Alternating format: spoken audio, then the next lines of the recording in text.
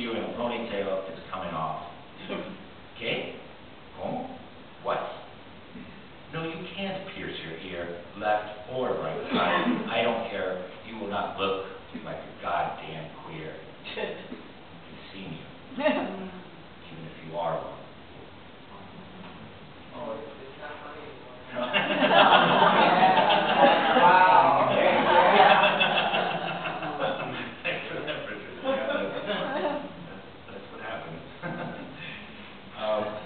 Also in this book, one thing that I hadn't also been exposed to, again now that I'm in my later 20s,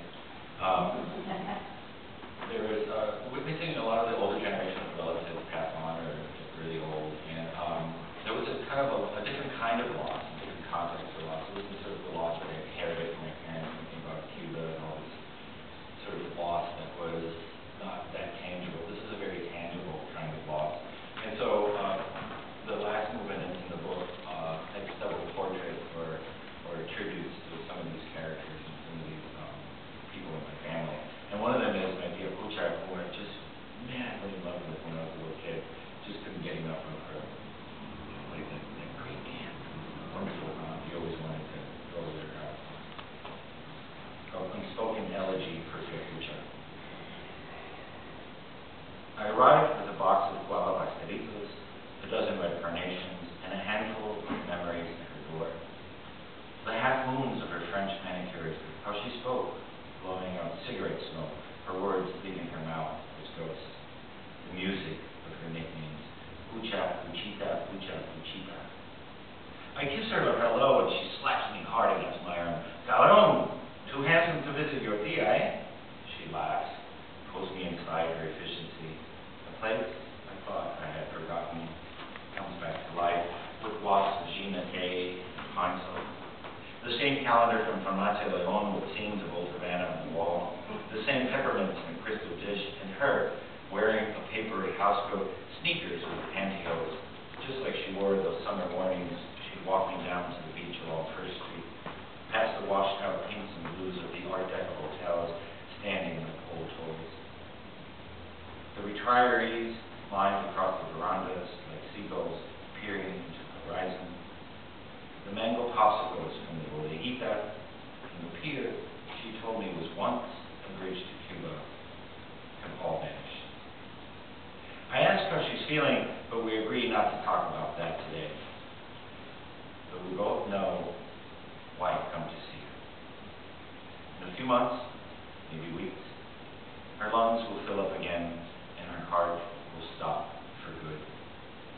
She too will vanish, except what I remember of her in this afternoon, sharing a pastelito or a cafe she sweetens with equal, at her dining table crowded with boxes of low-salt saltines and fibery cereals. Under the watch of Holy Jesus' heart burning on the wall, we gossip about the secret crush she had on my father once. She counts exactly how many years and months since she left Cuba and her mother forever. We complain about the wars, disease, fires blazing on the midday news as she dunks the carnations in a tumbler, and a dozen red suns burst in the sapphire sky, framed in the window, sitting by the table.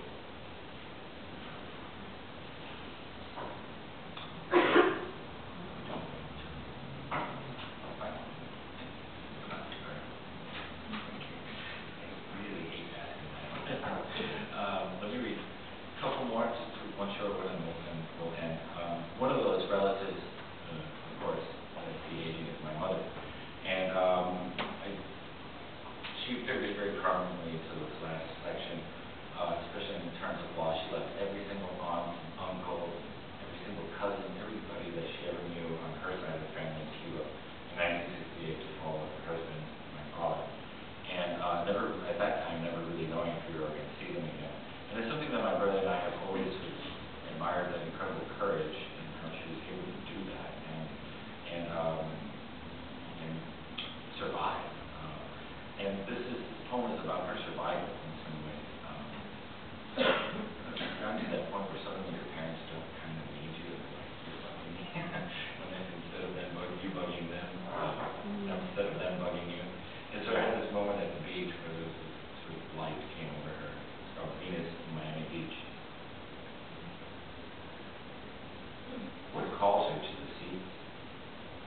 rises, steps towards the shore with the temperament of the bride.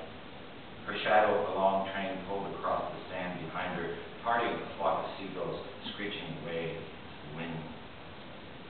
Her swollen ankles and frail shoulders disappearing inch by inch under her body as she waves into the water, becoming as young as I remember her in a photo, posing like a mermaid for my father.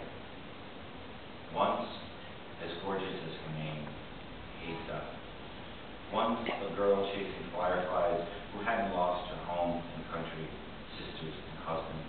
Once a mother who watched me as I watch her now, afraid of her alone with the sea. I wave to her, but she turns away from me, fixes her eyes on the horizon and beyond, and nothing I can see. Needing no one, it seems, like Venus's gaze, I'm tempted to think, born full grown out of the sea. But today, she's not a goddess or a girl, not my mother.